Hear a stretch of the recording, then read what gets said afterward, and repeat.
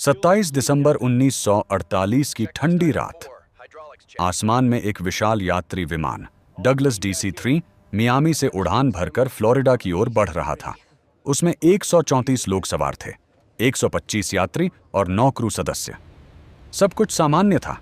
विमान उत्तरी अटलांटिक के ऊपर करीब 8,300 फीट की ऊंचाई पर स्थिर गति से आगे बढ़ रहा था। रात के ठीक 8:13 पर कॉकपिट में बैठे कैप्टन रॉबर्ट मिलर और उनके सह पायलट ने एक हल्की तकनीकी गड़बड़ी की सूचना दी। यह उनका अंतिम संदेश साबित हुआ। कुछ ही सेकंड में विमान रडार से गायब हो गया। उसकी आखिरी लोकेशन रहस्यमयी बर्म्यूडा ट्रायंगल के बीचों बीच थी। इसके बाद जो हुआ वह किसी साधारण हादसे से कहीं ज्यादा डरावना था। विमान एक अजीब और भीषण बवंडर में फंस गया। ऐसा तूफान जिसे पहले कभी किसी ने देखा या समझा नहीं था। अंदर अफरा तफरी मच गई। पायलट ने पूरी कोशिश की, लेकिन प्रकृति के उस कहर के आगे सब बेबस थे। सारे उपकरण, कंपास, रेडियो सिस्टम एक एक कर बंद हो गए। विमान अब सिर्फ हवा के भरोसे था। करीब आधे घंटे तक उस तूफान से जूझने के बाद विमान बाहर निकला, लेकिन अब इंजन जवाब दे चुके थे। नीचे सिर्फ अथाह समुद्र दिखाई दे रहा था। तभी को पायलट की नजर दूर एक अनजान द्वीप पर पड़ी। उम्मीद की आखिरी किरण। विमान तेजी से नीचे गिरा और उस द्वीप पर एक विशाल पेड़ से टकरा गया। आश्चर्यजनक रूप से पेड़ की मोटी शाखाओं ने विमान को जाल की तरह थाम लिया और यही चमत्कार 134 लोगों की जान बचा गया। लेकिन असली संघर्ष अब शुरू हुआ। घायल यात्रियों की चीखें गूंज रही थीं। कैप्टन मिलर होश में आते ही सबको संभालने लगे। एक retired army doctor Evelyn read तुरंत घायलों की मदद में जुट गईं।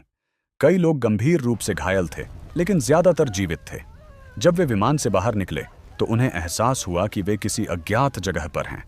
ऐसा द्वीप जो किसी नक्शे में नहीं था। चारों ओर घना जंगल, अजीब पेड़ पौधे और डरावनी खामोशी। सबसे बड़ी समस्या थी पानी और खाना। लोगों को समूहों में बांटा गया। कुछ लोग मलबे से जरूरी सामान निकालने लगे, जबकि बाकी ने अस्थायी आश्रय बनाया। रात आई तो सबके मन में एक ही सवाल था, क्या कोई उन्हें ढूंढ पाएगा? अगले दिन से असली परीक्षा शुरू हुई।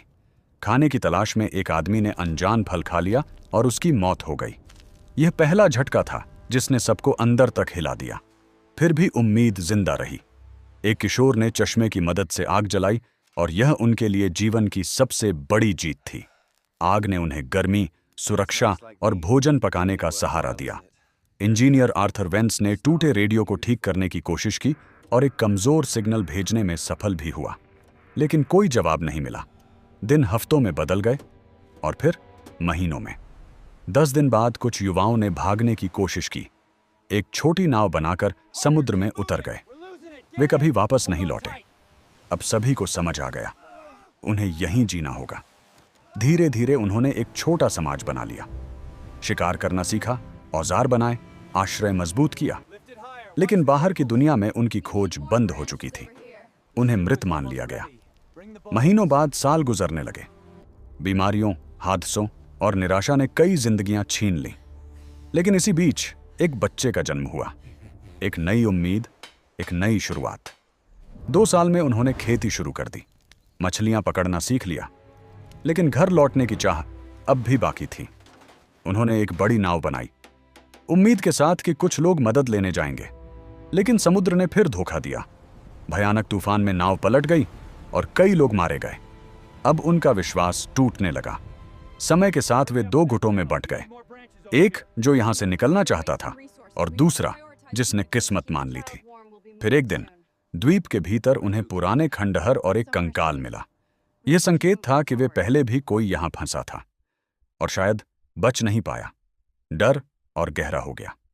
साल गुजरते गए। तूफान, बीमारी और भूकंप ने उनकी दुनिया को बार बार तोड़ा।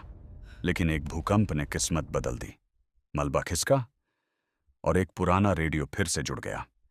इसी दौरान एक सौर तूफान ने पृथ्वी के मैग्नेटिक फील्ड को प्रभावित किया और अचानक रेडियो में जान आ गई। 9 साल बाद आर्थर ने कांपती आवाज में कहा, मेडे, क्या कोई सुन रहा है? हम जिंदा हैं। दूसरी ओर यह संदेश सुनकर सब हैरान रह गए। तुरंत रेस्क्यू ऑपरेशन शुरू हुआ।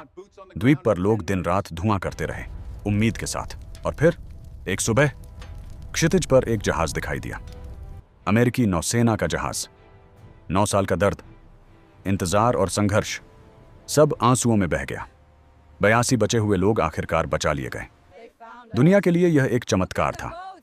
यह सिर्फ एक दुर्घटना की कहानी नहीं थी, यह इंसान की जिद, उम्मीद और जिंदा रहने की ताकत की मिसाल थी, जो सिखाती है कि अंधेरे में भी एक छोटी सी रोशनी पूरी जिंदगी बदल सकती है।